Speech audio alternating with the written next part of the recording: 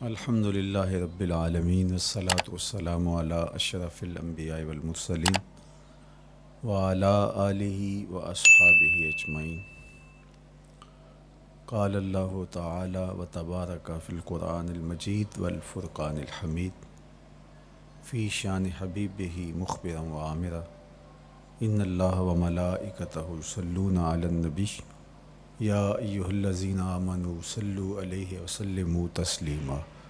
اللہم صلی علی سیدنا و مولانا محمد معدن الجود والکرم صلاۃ و سلاما علیک یا سیدی یا رسول اللہ وعلی آلک و اصحابک یا حبیب اللہ۔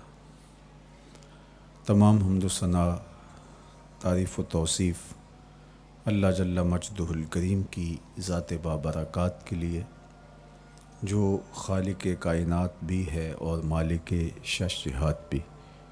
اللہ جل وعلا کی حمد و ثنا کے بعد رسول رحمت، شفیع معظم، نبی محتشم، حضور ختمی المرتبت صلی اللہ علیہ وآلہ وسلم کے حضور ناز میں اپنی عقیدتوں، ارادتوں اور محبتوں کا خراج پیش کرنے کے بعد واجب الاحترام، ذوی الاحتشام، عالی مرتبت، محتشم سامعین، سامعات، السلام علیکم ورحمۃ اللہ وبرکاتہ۔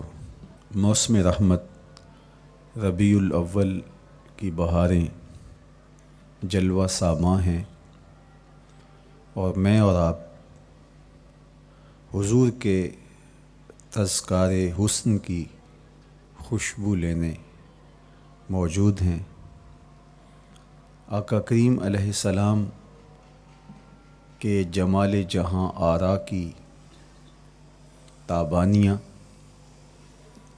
اور جلوہ سامانیاں ہمارے ذوق کی تسکین، قلب کا قرار، روح کی ٹھنڈک، ایمان کی تازگی، عشق و محبت کی نہضت کا سبب اور ذریعہ ہے۔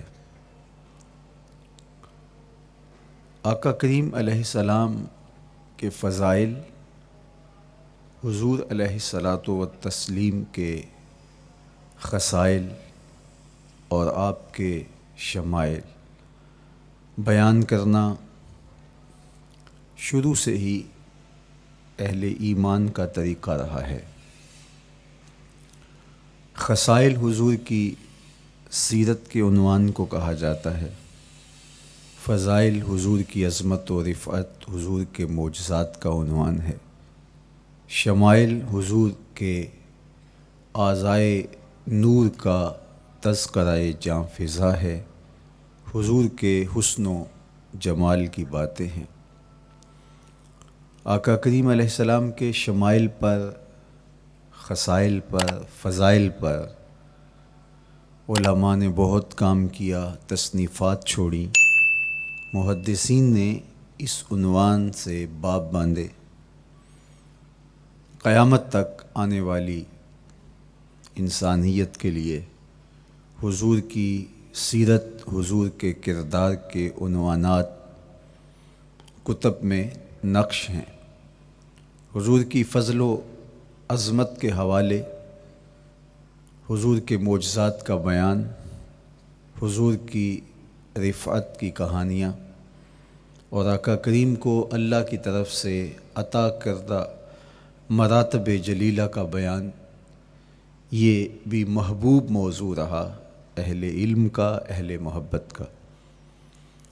لیکن حضور علیہ السلام کے شمائل، حضور کی صورت کا بیان، حضور کے حلیہ نور کی باتیں، یہ بھی ترک نہیں ہوئیں۔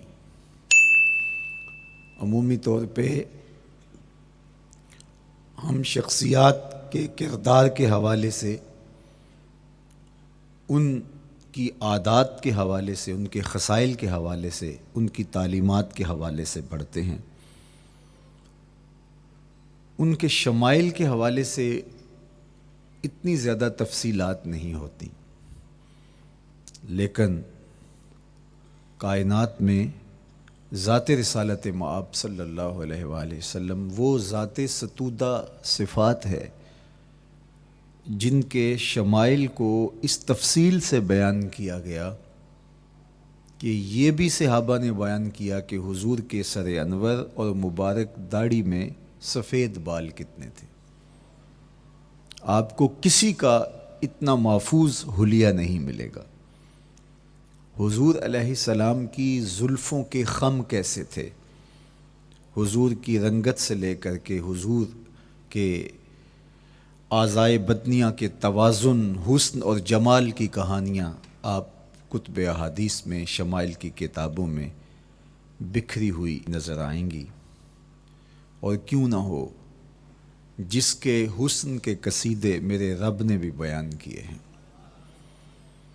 کبھی حضور کے چہرہ نور کا ذکر کرتے ہوئے والضحیٰ واللیل اذا سجا، کبھی حضور علیہ السلام کی مبارک زلفوں کا تذکرہ کرتے ہوئے حامیم، کبھی آقا کریم علیہ الصلاۃ والسلام کے مبارک ہاتھوں کا، کبھی دیگر اعضائے بدنیہ کا ذکر قرآن نے کیا۔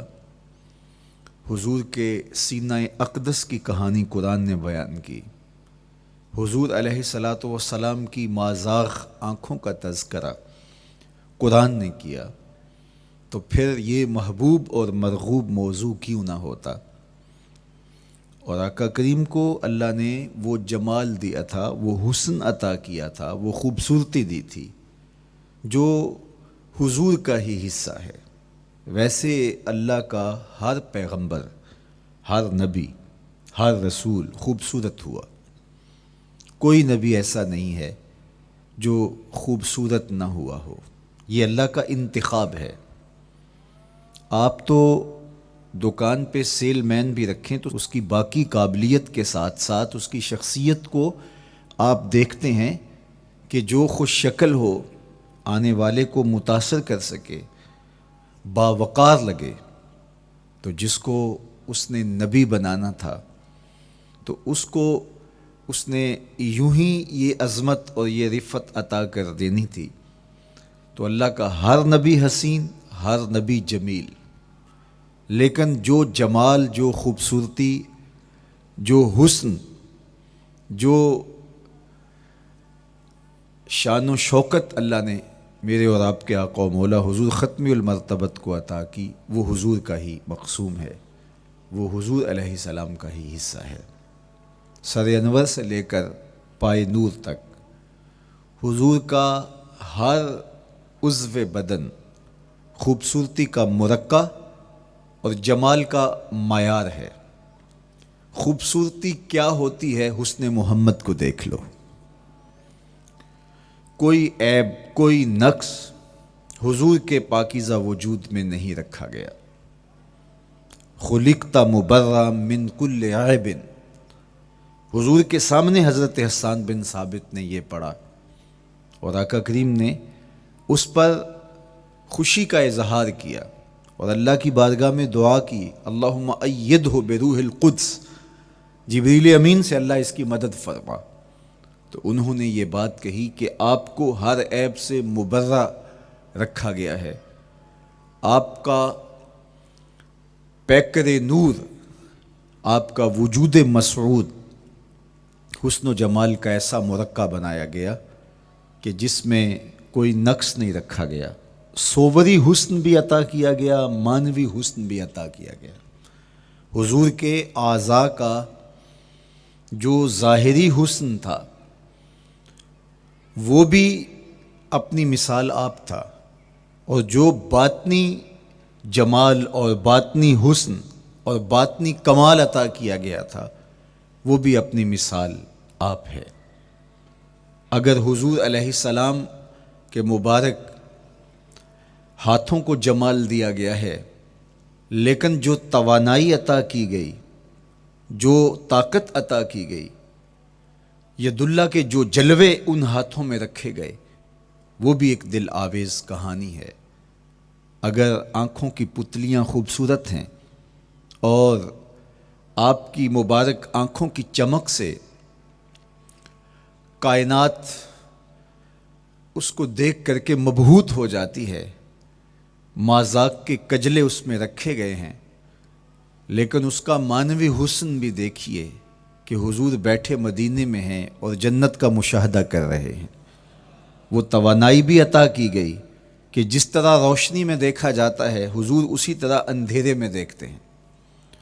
فرمایا صحابہ صفیں سیدھی رکھا کرو، مت سمجھو کہ میں صرف آگے دیکھتا ہوں، میں آگے بھی دیکھتا ہوں، میں پیچھے بھی دیکھتا ہوں، میں تمہارے رکوع بھی دیکھتا ہوں اور دلوں میں پیدا ہونے والے خشوع بھی دیکھتا ہوں۔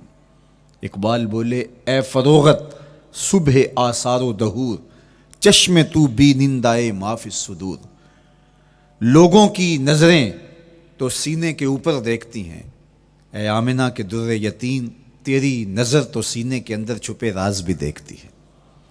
تو صوری حسن بھی اور معنوی حسن بھی اللہ نے اپنے محبوب کو عطا کیا، اور اللہ جل شانہ نے وہ جمال دیا حضور کو کہ جو دیکھتا وہ دیکھتا ہی رہ جاتا۔ ایسی چمک، ایسی رعنائی، ایسی خوبصورتی اور ایسا جمال تھا، دیکھنے والے کہا کرتے ہیں اللہ اللہ، یاد آتا ہے خدا دیکھ کے صورت تیری۔ کتنے لوگ ہیں جنہوں نے صرف حضور کے چہرے کو دیکھا اور لبوں پہ کلمہ جاری ہو گیا۔ معروف نام حضرت عبداللہ بن سلام رضی اللہ تعالیٰ عنہ کا ہے۔ یہودیوں کے بہت بڑے حبر تھے، بہت بڑے عالم تھے۔ حضرت یوسف علیہ السلام کی اولاد سے تعلق تھا، اور اس معاشرت میں ایک وقار کی مسند پہ براجماں رہتے، لیکن جو ہی حضور علیہ السلام مکے سے ہجرت فرما کے مدینہ تشریف لائے تو یہ حضور کو دیکھنے آئے۔ با فضل الصدقہ اٹھا کر دیکھیے کہ ایک مناظرہ ترتیب دیا انہوں نے کہ ان سے یہ بات کروں گا، یہ سوال کروں گا، یہ اعتراض اٹھاؤں گا، لیکن جب حضور کی مجلس میں پہنچے اور آقا کریم علیہ السلام کے رخ زیبا کو دیکھا تو سارے سوال بھول گئے۔ رومی بولے اے لقائے تو جواب ہر سوال، حل شود ہر مشکلت بے کی لوکال۔ تیری ملاقات ہی تو سارے سوالوں کا جواب ہے، تیرا ایک بار دیکھ لینا ہی تو سارے مسئلے حل کر دیتا ہے۔ تو سوالات کا ایک ڈھیر اٹھائے لائے تھے، ایک گٹھڑی باندھ کے لائے تھے سر پہ رکھ کے، لیکن جو ہی حضور کو دیکھا تو وہ جو گٹھڑی باندھ کے لائے تھے اس کی گرہیں ڈھیلی ہونے لگی، پھر سوال تتلیوں کی طرح اڑنے لگے، اور حضور کو دیکھا تو کوئی سوال ہی باقی نہ رہا۔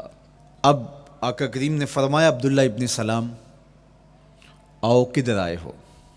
یہ تو مناظرہ کرنے آئے تھے، سودا لینے کے لیے بازار گئے ہم، ہاتھ اس کے بکے جس کے خریدار گئے۔ لیکن جب آقا کریم نے پوچھا کہ آؤ کدھر آئے ہو تو انہوں نے کہا حضور میں آپ کا غلام بننے آیا ہوں، تیری تک کے ادامہ میں مرید ہو گئے۔ حضور کے ہاتھ پہ بیعت اسلام کر لی۔ اب جن لوگوں نے عبداللہ ابن سلام کو تیار کر کے بھیجا تھا وہ امید میں تھے کہ تھوڑی دیر کے بعد ہم سنیں گے کہ انہوں نے سخت سوال کیے اور مسلمانوں کے نبی ان کا جواب نہیں دے پائے، لیکن جب ان کے کانوں تک یہ خبر پہنچی کہ عبداللہ بن سلام نے تو کوئی سوال ہی نہیں کیا بلکہ وہ محبوب کی نگاہوں کا شکار ہو گئے، اور انہوں نے دیکھتے ہی حضور پر تن من سب کچھ نچھاور کر دیا اور لبوں پہ کلمہ جاری ہو گیا، تو وہ صبر نہ کر سکے اور عبداللہ ابن سلام کے پاس پہنچے اور جا کے کہا کہ تو نے یہودیت کی ناک خاک آلود کر دی، تم نے کوئی سوال کیا ہوتا، انہوں نے جواب دیا ہوتا اور پھر تم نے مان لیا ہوتا تو ہم سمجھ جاتے کہ ایک عالم تھا، علمی پیاس بجھ گئی، مطمئن ہو گیا، لیکن یہ عجیب کہانی ہے، سنا ہے تم نے کوئی سوال بھی نہیں اٹھایا، انہوں نے جواب بھی نہیں دیا، بس تم نے ان کو دیکھا اور دیکھتے ہی تمہارے لبوں پہ کلمہ جاری ہو گیا، تو یہ کیا کہانی ہوئی؟ تو عبداللہ ابن سلام نے جو جواب دیا وہ آب زر کے ساتھ لکھنے کے قابل ہے۔ انہوں نے کہا کہ یہ بات میری سمجھ میں بھی نہیں آئی، جب میں اس آقا و مولا کی چوکھٹ پہ پہنچا اور میں ان سے سوال کرنے کے لیے لفظوں کو ابھی ترتیب ہی نہیں دیا تھا کہ میری نظر ان کے جمال جہاں آرا پہ پڑ گئی، اب عبداللہ بن سلام کے لفظ سنیے، فرماتے ہیں فلما تبینت وجہہ عرفت ان وجہہ لیس بوجہ کذاب، جب میں نے ان کے جمال جہاں آرا کو دیکھا، چہرہ نور کو دیکھا، رخ زیبا کی زیارت کی، تو میں نے پہچان لیا یہ چہرہ کسی جھوٹے کا ہو ہی نہیں سکتا ہے۔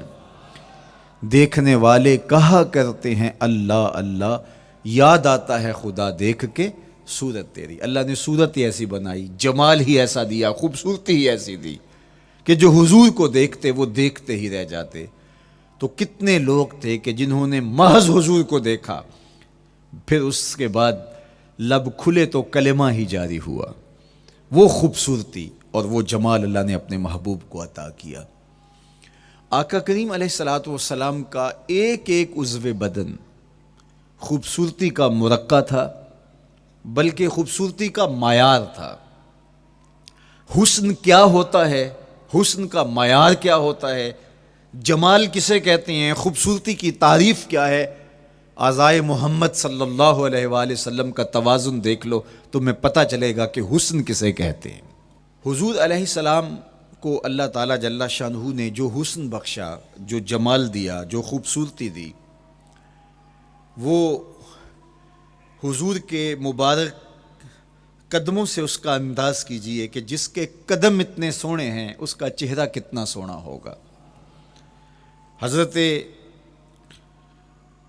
عبداللہ بن بریدہ رضی اللہ تعالی عنہ حضور کے مبارک قدموں کا ذکر کرتے ہوئے وصف جمال محمد کی کہانی چھیڑتے ہیں اور فرماتے ہیں کانا رسول اللہ صلی اللہ علیہ وآلہ وسلم احسن البشر قدما، کہتے ہیں کہ کائنات میں جتنے سونے قدم میرے حضور کے تھے کسی کے تھے ہی نہیں۔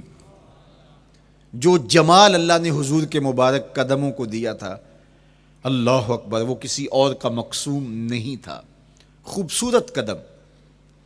اور حضرت انس رضی اللہ تعالیٰ عنہ، حضرت ابو ہریرہ رضی اللہ تعالیٰ عنہ، اور حضور کے وصاف ہیں حضرت ہند بن ابی حالہ رضی اللہ تعالیٰ عنہ، یہ حضور کا حلیہ بیان کرتے ہیں۔ حضرت امام حسن بن علی رضی اللہ تعالیٰ عنہ نے حضرت ہند بن ابی حالہ کو ایک دن کہا کہ مجھے اپنے آقا و مولا کا حلیہ بتاؤ، تو انہوں نے حضور کا حلیہ بیان کیا۔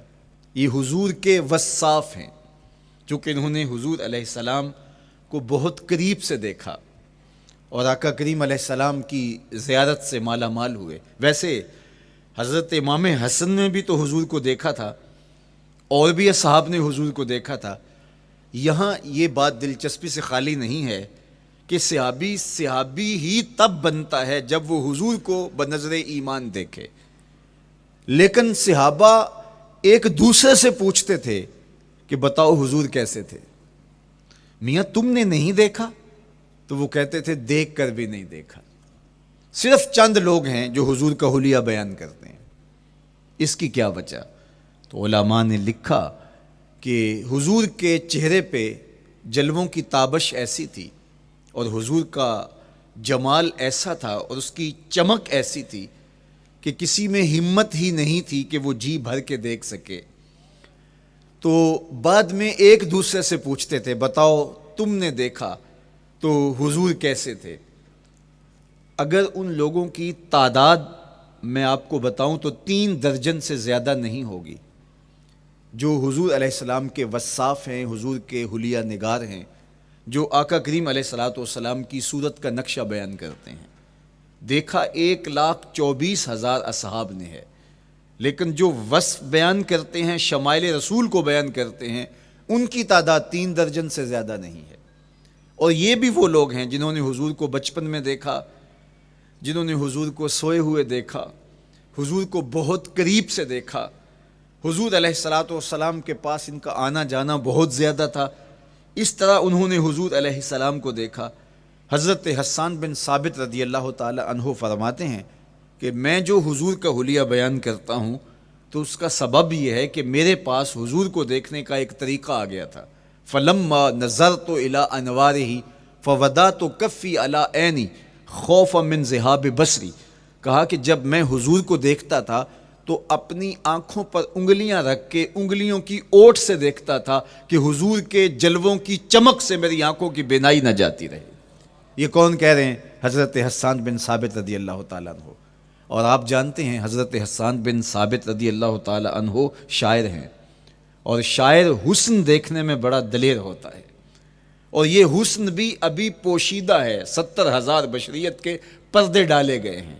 اگر یہ حسن بے نقاب ہوتا تو کوئی جلووں کی تاب ہی نہ لا سکتا۔ یہی بہتر ہے کہ وہ پردے میں رو پوش رہے، وہ اگر پردہ اٹھا دے تو کسے ہوش رہے۔ کس کی ہمت تھی؟ اب چھپا ہوا مستور حسن بھی اگر دیکھتے ہیں تو آنکھوں پہ انگلیاں رکھ کے دیکھتے ہیں، اور بیان کرنے والوں کی تعداد میں نے عرض کی کہ 3 درجنوں سے زائد نہیں ہے۔ تو یہ وہ لوگ ہیں جنہوں نے حضور کو دیکھا۔ اب امام حسن پوچھ رہے ہیں حضرت ہند بن ابی حالہ رضی اللہ تعالی عنہ کو کہ آپ نے حضور کو دیکھا تو مجھے بتائیے میرے نانا کا جمال کیسا تھا۔ تو حضرت ہند بن ابی حالہ نے حضور کا حلیہ بیان کیا۔ تو جب حضور کے قدموں کی کہانی انہوں نے بیان کی تو حضرت ہند بن ابی حالہ نے کہا کان نبیو صلی اللہ علیہ وآلہ وسلم شسن القدمین والکفین، حضور علیہ السلام کے مبارک قدم اور حضور کی ہتھیلیاں پر گوشت تھے۔ یہ حضور علیہ السلام کے مبارک قدموں کا جمال بیان کرتے ہیں۔ اللہ اکبر۔ اور حضور علیہ السلام کے قدموں کے بارے میں امام ترمذی جو شمائل میں حدیث لائے ہیں اس میں انہوں نے یہ بھی بیان کیا کان رسول اللہ صلی اللہ علیہ وسلم مسیح القدمین، حضور علیہ السلام کے مبارک قدم ملائم تھے، خوبصورت تھے، کھردرے نہیں تھے، کوئی پھٹن نہیں تھی۔ عمومی طور پہ قدم پھٹ جاتے ہیں اور ایڑیاں بہت سارے لوگوں کی پھٹ جاتی ہیں تو وہ خوبصورتی باقی نہیں رہتی۔ تو وہ کہتے ہیں کہ حضور مسیح القدمین تھے، اور جب آقا کریم علیہ السلام کے مبارک قدموں پہ پانی ڈالا جاتا تو وہ ڈھل کے نیچے چلا جاتا۔ یہ تھا حضور کے قدموں کا حسن اور حضور کے قدموں کا جمال۔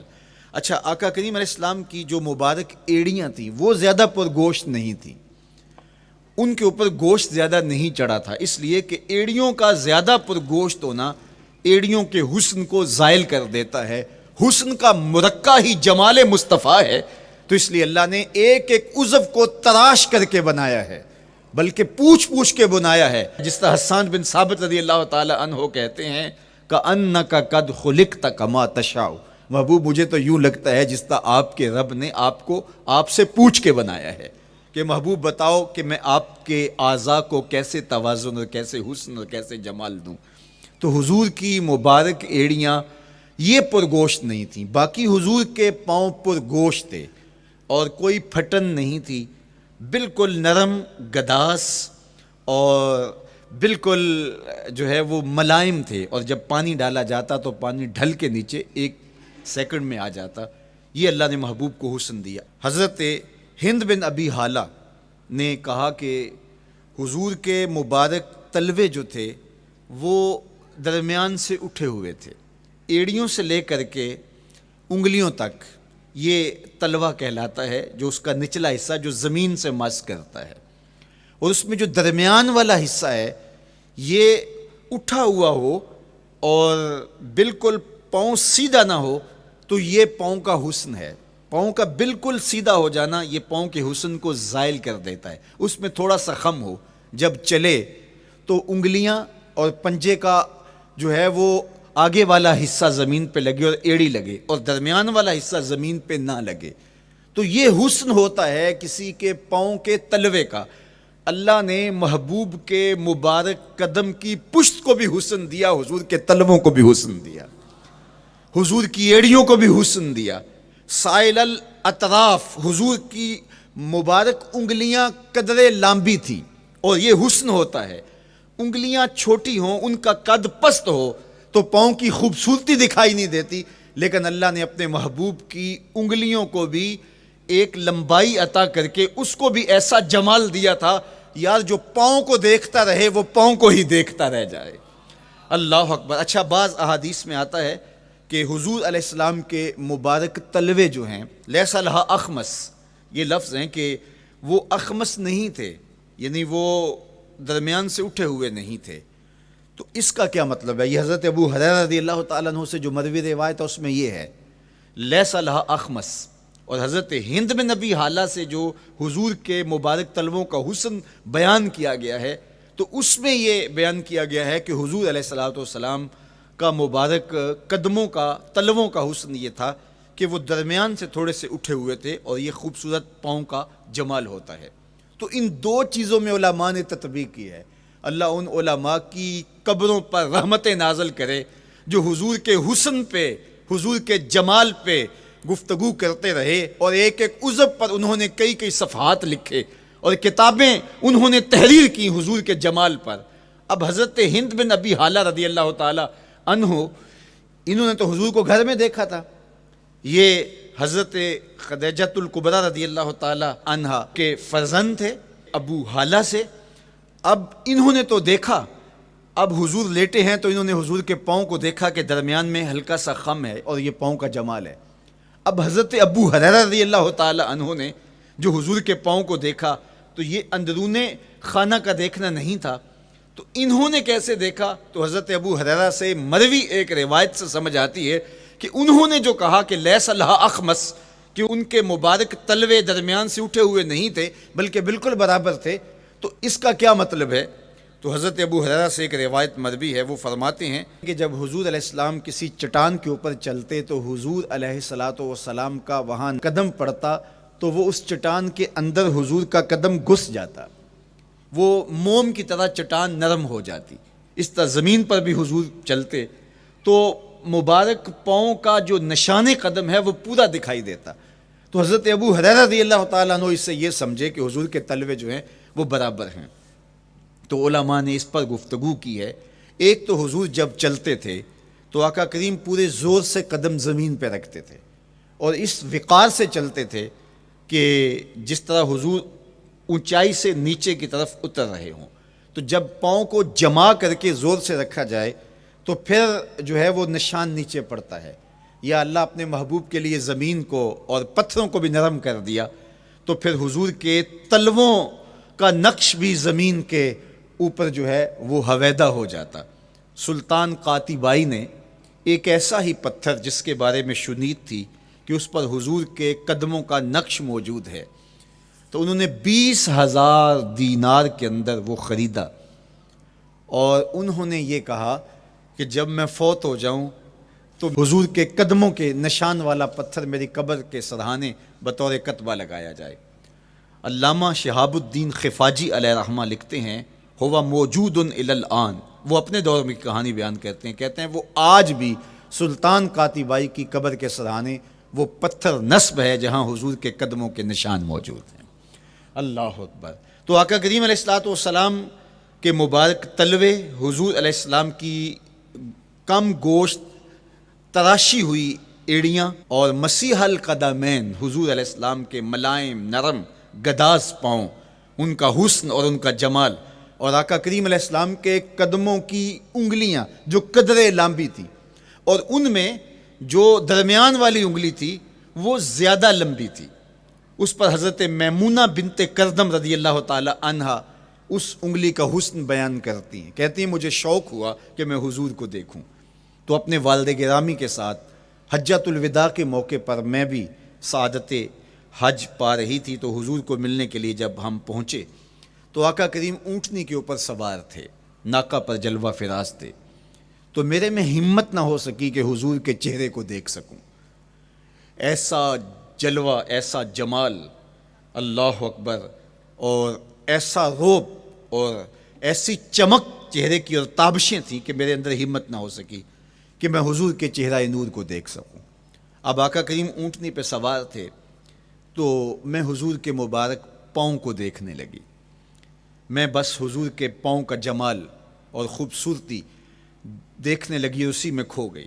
اب حضرت میمونہ بنت کردم رضی اللہ تعالی عنہا حضور کے مبارک قدموں کی ایک انگلی کا حسن بیان کرتی ہیں۔ اللہ اکبر۔ حضرت میمونہ بنت کردم سے یہی ایک روایت مروی ہے، ساری زندگی ان کے پاس سرمایہ یہی تھا، جب کسی مجلس میں جاتی تو وہ کہتی تمہیں بتاؤں حضور کی مبارک انگلی کا حسن کیا تھا؟ یہ سرمایہ ساتھ لیے لیے پھرتی کہ میں نے حضور کی انگلی کو دیکھا ہے، میں نے حضور کے قدم اور حضور علیہ السلام کے تلووں کی زیارت کی ہے. تو وہ اس حسن کو بیان کرتے ہوئے کہا کرتی تھی فما نسیتو فی ما نسیتو طولا اصبع قدمہ السبابہ علی سائر اصابعہ.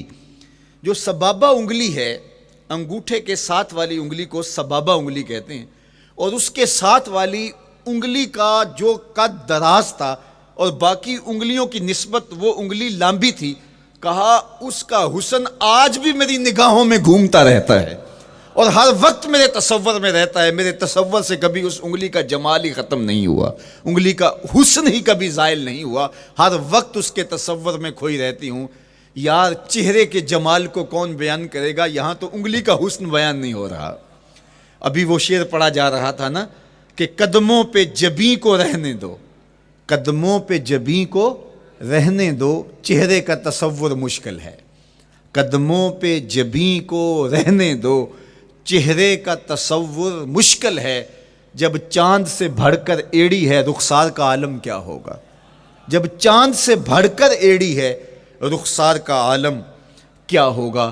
تو اللہ نے اپنے محبوب علیہ الصلوۃ والسلام کو وہ جمال، وہ خوبصورتی اور حضور کے مبارک قدم، حضرت عبداللہ بن بریدہ رضی اللہ تعالی عنہ سے مروی روایت، کان رسول اللہ صلی اللہ علیہ وآلہ وسلم احسن البشر قدما، کہتے ہیں جتنے سونے قدم، جتنے من مونے قدم میرے حضور کے تھے، اتنے سونے قدم کسی اور کے تھے ہی نہیں. اللہ نے اپنے محبوب کو وہ جمال، وہ خوبصورتی اور وہ نور عطا کیا تھا. اچھا، یہ قدم، یہ ایڑیاں، یہ مبارک تلوے اور یہ داراز انگلیاں اور ان انگلیوں کی چمک اور ان کی رنگت کا جمال اور خوبصورتی، جہاں اس کا صوری حسن تھا تو مانوی حسن بھی دیکھنے والا تھا. یہ قدم اٹھ جائیں اللہ اکبر تو تقدیر کے فیصلے ہوتے دکھائی دیتے ہیں. ان قدم کی اونچائی، ان قدم کی بلندیاں کہ عرش حق ان قدموں کے بوسے لے رہا ہے. اور میرے امام بولے زہ عزت و اے طلائے محمد، زہ عزت و اے طلائے محمد، کہ ہے عرش حق زیر پائے محمد. قدموں کا حسن وہ بھی دیکھنے والا اور قدموں کی بلندی اور اونچائی اور اس کی شان و شوکت وہ بھی دیکھنے والی. اللہ اکبر. آقا کریم علیہ السلام حضرت ابو بکر صدیق کے ساتھ، حضرت عمر فاروق کے ساتھ اور حضرت عثمان غنی کے ساتھ احد پہاڑ پر تشریف لے گئے. یہ حدیث آپ نے بارہا علماء سے سنی ہے. احد کی چھاتی پہ جب حضور کے قدم آئے اللہ اکبر تو وہ خوشی سے جھوم اٹھا، مقدر جاگ گئے، بخت بیدار ہو گئے. ان کے قدم جو کہ اس شاک کی آنکھوں کی ٹھنڈک ہے، جب چھاتی پہ آ جائیں تو کون عاشق نہیں جھوم جائے گا. یہ تو حضور کے قدموں کے حسن کو بیان کیا جا رہا ہے. آپ کی روح رقص کر رہی ہے اور آپ کا دل جو ہے وہ ایک عجیب سرور اور کیف کی وادی میں اور ایک جو ہے وہ خوشیوں کے جو ہے وہ عالم میں نہال ہوتا چلا جا رہا ہے. لیکن یہ قدم جب چھاتی پہ آیا تو پھر احد، ظاہر تو پتھر ہے احد، لیکن حضور سے پتھر بھی پیار کرتے ہیں. فرمایا احد جبل یحبنا ونحبہ، احد ہم سے پیار کرتا ہے، پہاڑ ہے، پتھر ہے، لیکن ہم سے پیار کرتا ہے، ہم اس سے پیار کرتے ہیں. اس کائنات میں صرف سرکش انسانوں اور جنوں کے علاوہ کائنات کی ہر شے حضور سے پیار کرتی ہے، حضور سے محبت کرتی ہے.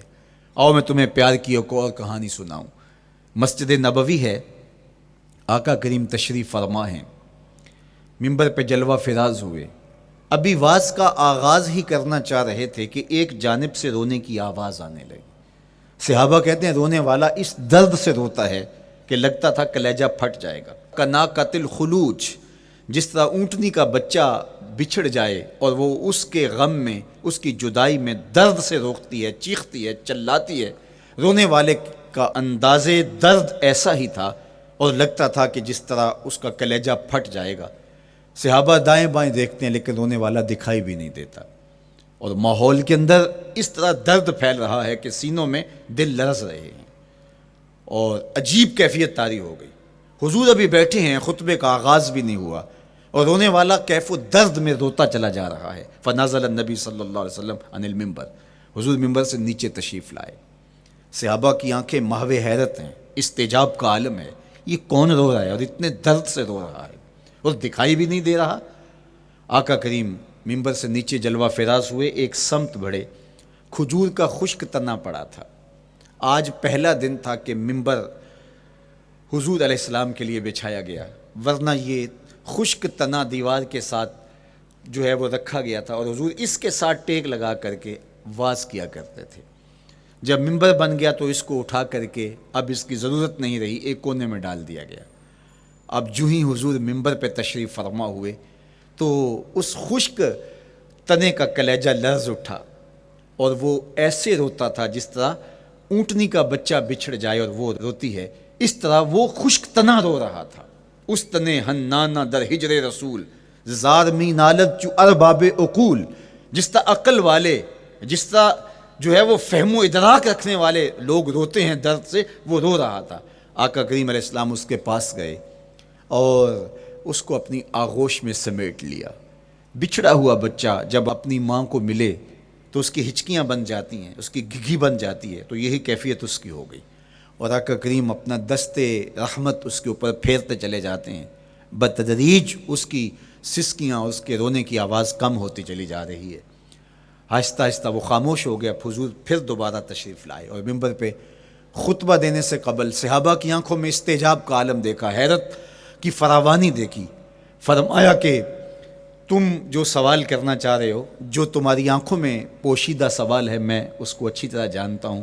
لو لم افعل ہاکذا لحن الی یوم القیامہ، اگر میں ممبر سے اتر کے اپنے عاشق زار کو یوں تسلی نہ دیتا، یہ قیامت تک یوں ہی روتا ہی رہتا۔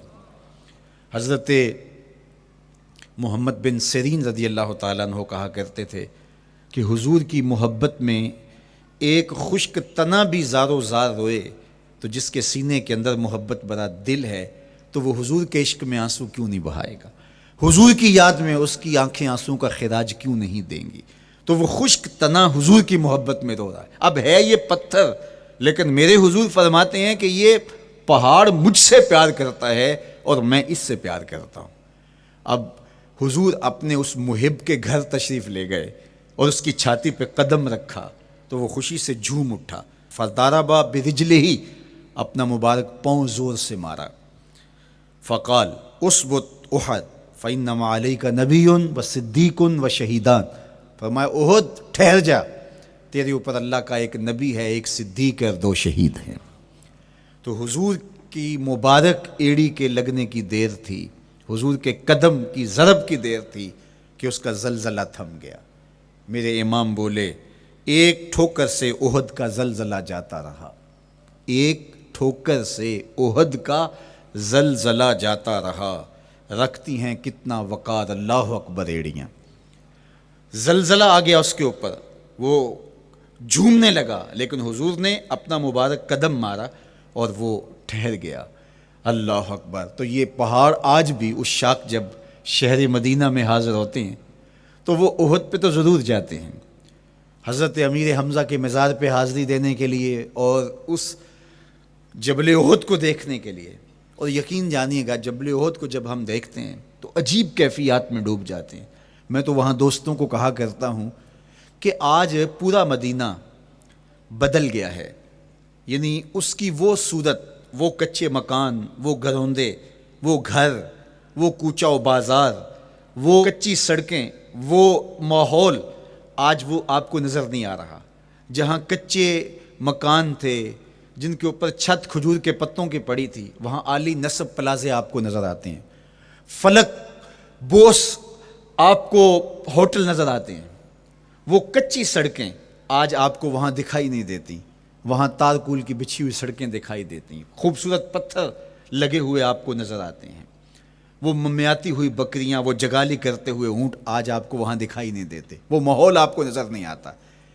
تو پرانا مدینہ اگر ڈھونڈنے نکلیں بھی تو ظاہر ہے اگرچہ ان پختہ اور خوبصورت عمارتوں کے اندر بھی عکس جمال محمد کا پڑ رہا ہے، لیکن وہ پرانا دور اگر آپ تلاش کرنا چاہیں تو وہ آپ کو وہ چیزیں نہیں ملتی، لیکن جب آپ احد پہ جاتے ہیں تو میں دوستوں کو کہتا ہوں اس احد کو جی بھر کے دیکھ لو، اس پہ ڈائریکٹ میرے حضور کی نظریں پڑی ہوئی ہیں، یہ بدلا نہیں، یہ 14 صدیوں سے جیسا تھا آج بھی ایسا ہے، اس پہ میرے حضور کی نظریں ڈائریکٹ پڑی ہوئی ہیں، اور آقا کریم علیہ الصلوۃ والسلام نے اس کو یوں دیکھا ہے۔ تو یہ احد حضور سے محبت کرنے والا ہے، حضور سے پیار کرنے والا ہے، اور اس پیار کی وجہ سے یہ پتھر قیامت کے دن جنت میں جائے گا، یہ پہاڑ جنت میں جائے گا۔ یار اگر ایک پہاڑ حضور سے پیار کر لے تو وہ مکین جنت بن جاتا ہے، اور اگر حضور کا غلام ایک عاشق حضور سے محبت کرے تو اللہ اس کو کتنے درجے عطا فرمائے گا۔ تو آقا کریم نے زور سے قدم مارا اور فرمایا احد ٹھہر جا، تیرے اوپر اللہ کا ایک نبی ہے، ایک صدیق ہے، اور 2 شہید ہیں۔ اللہ اکبر۔ تو یہ حضور علیہ الصلوۃ والسلام کے مبارک قدم کی شان ہے، یہ حضور کے مبارک قدم کا جمال ہے اور اس کی خوبصورتی ہے۔ غزوہ ذات الرقاع کے اندر حضرت جابر کا اونٹ چلتے چلتے تھک گیا، سفر لمبا تھا اور اونٹ کمزور تھا، تو چلتے چلتے اس کو تھکن ہو گئی، اب وہ قافلے سے پیچھے رہتا چلا جاتا ہے۔ تو اس نے حضور کی خدمت میں عرض کی، یا رسول اللہ یہ اونٹ تھک گیا ہے اور میں قافلے کے ساتھ چل نہیں پا رہا۔ تو آقا کریم علیہ الصلوۃ والسلام نے اپنے مبارک قدم سے اس اونٹ کو ٹھوکر لگائی، فَنَشِطَ حَتَّى كَانَ مَا يَمْلِكُ زَمَامَهُ۔ حضرت جابر کہتے ہیں اس کی لگام سنبھالی نہیں جاتی تھی، اتنا تیز چلتا تھا۔ یار جس کے قدموں کی ٹھوکر سے یہ توانائی آ جائے، اس کے ہاتھوں کی توانائی کا عالم کیا ہوگا۔ تو اللہ نے صرف حضور کے مبارک قدموں کو صوری حسن ہی نہیں دیا تھا، مانوی جمال اور توانائی بھی عطا فرمائی تھی۔ حضور علیہ السلام کے چچا جناب ابو طالب کہتے ہیں کہ میں حضور علیہ السلام کے ساتھ تھا، تو راستے میں ذی المجار کی منڈی آئی، اور وہاں حالات ایسے تھے کہ پینے کے لیے پانی دستیاب نہیں تھا۔ تو میں نے کہا کہ عطشت ولیس عندی ماء، مجھے تو سخت پیاس لگی ہے اور پانی بھی پاس نہیں ہے۔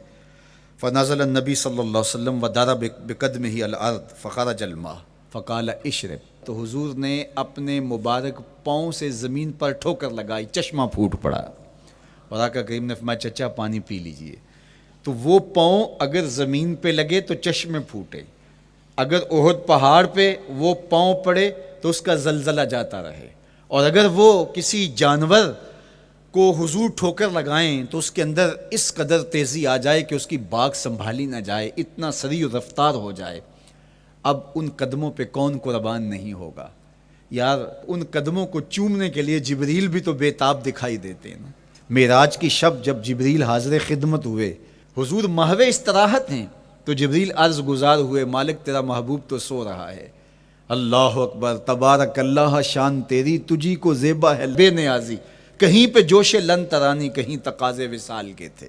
ایک کوہ طور پہ خود چل کے جاتا ہے اور عرض گزار ہوتا رب آرنی انظر الیک، مالک تجھے دیکھنا چاہتا ہوں۔ اللہ اکبر، سراپا چشم بنا ہوا ہے اور کہتا ہے مالک میں تجھے دیکھنا چاہتا ہوں۔ جواب کیا آتا ہے؟ لن ترانی، تم نہیں دیکھ سکتے، میرے جلووں کی تاب نہیں لا سکتے۔ ایک خود چل کے جا رہا ہے اور تقاضۂ رویت کرتا ہے، اور جواب آتا ہے لن ترانی، اور ایک سویا ہوا ہے چادر اوڑھ کے، اور جبریل کہتے ہیں محبوب اٹھیے، رب آپ کو بلا رہا ہے۔ تبارک اللہ، شان تیری تجھی کو زیبا ہے بے نیازی، کہیں پہ جوش لن ترانی، کہیں تقاضے وصال کے تھے۔ تو جبریل حاضر خدمت ہوئے، حضور استراحت میں ہیں، تو آواز آئی یا جبریل قبل قدم ہے، میرے محبوب کے قدموں کو چوم لے۔ اب جبریل حضور علیہ السلام کے قدموں کو بوسے دے رہے ہیں۔ کسی نے جبریل سے تصور کے عالم میں پوچھا، حضور کے قدم چومے، حضور کے تلووں کو بوسے دیے، بتا کیفیت کیا ملی؟ تو بولے نہ جنت کی کلیوں میں دیکھا مزہ جو محمد کی تلیوں میں دیکھا۔ وہ سرور وہاں جو نصیب ہوا۔ وفد عبد القیس جب مدینہ المنورہ آیا تو ان میں ایک صاحب ہیں، وہ کہتے ہیں میں دوڑتا ہوا حضور کے پاس آیا، بس بے چینی تھی، اضطراب تھا۔ جب آپ مدینہ المنورہ میں جاتے ہیں تو آپ کو جا کے گاڑی اتارتی ہے اور آپ ہوٹل میں سامان رکھتے ہیں، تو پھر کتنی جلدی ہوتی ہے کہ جلدی سے غسل کریں اور جلدی سے نیا لباس پہنیں اور جا کے ہرے گنبد کو دیکھیں، حضور کی مبارک مسجد کی زیارت کریں، ان کوچہ و بازار میں جائیں جہاں حضور کے مبارک قدم لگے تھے۔ اللہ اکبر۔ تو اب یہ وفد عبد القیس جب آیا تو ان میں ایک صحابی حضرت زرع رضی اللہ تعالیٰ عنہ فرماتے ہیں کہ میں پھر تیزی کے ساتھ گیا اور پھر ہم جا کے حضور کے ہاتھ بھی چومنے لگے، حضور کے قدم بھی چومنے لگے۔ یہ سعادت مند قدم جن کے بوسے صحابہ دیتے ہیں، کبھی جبریل کے بوسہ گاہ بنتے ہیں، کبھی احد پہاڑ کی چھاتی ان قدموں کو چومتی ہے۔ یہی قدم ایک موقع ایسا آتا ہے یاد خدا میں، اللہ کے شکرانے میں، نماز میں لمبے قیام میں سوج جاتے ہیں، اور میرا مالک کہتا ہے اے چادر اوڑھنے والے، ساری رات جاگا نہ کر، کبھی سو بھی لیا کر۔ اللہ اکبر۔ تو یہ حضور علیہ السلام کے مبارک قدموں کا جمال اور مبارک قدموں کا حسن اور خوبصورتی ہے۔ اللہ نے اپنے محبوب علیہ السلام کے مبارک قدموں کو صوری اور معنوی حسن سے نوازا، اور یہ حسن حضور کے مبارک قدموں کا ہے، پھر جس کے قدم اتنے سونے ہیں اس کا چہرہ کتنا حسین ہوگا۔ ایک سوال اٹھ سکتا ہے کہ حضور کے حسن کو بیان کرنے کا مقصود کیا ہے؟